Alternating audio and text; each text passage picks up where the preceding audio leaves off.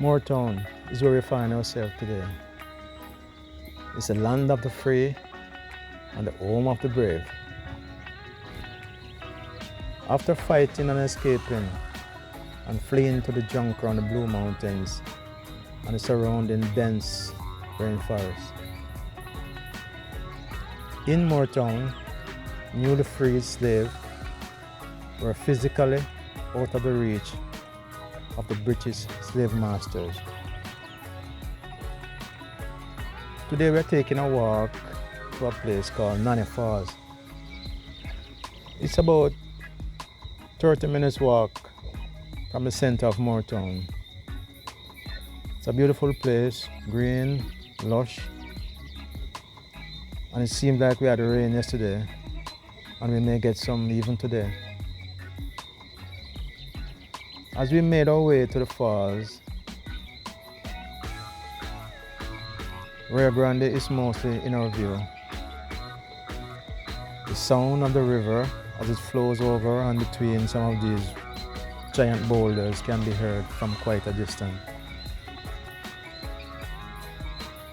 Nanny, warrior, queen, leader of the Moortown Maroons, located in the Rio Grande Valley, a few miles outside of Port Antonio. Home of the world famous jerk chicken, jerk pork, and all of the sauces. Yes, this is where it all began.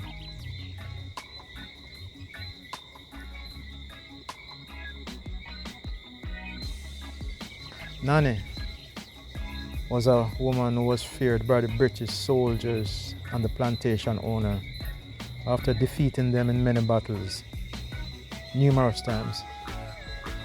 England finally decided not to try and recapture these freed slaves and offered a peace treaty between them. So, this road, this path that we're on, we can call it sacred ground. Our ancestors, our heroine Nanny, and our brave warriors once trod these hills. It's a privilege and an honor to be here to walk in the footsteps of these giants among men. So for now, let's have a moment of silence for the Moors, for the Maroons, for the Black survivors.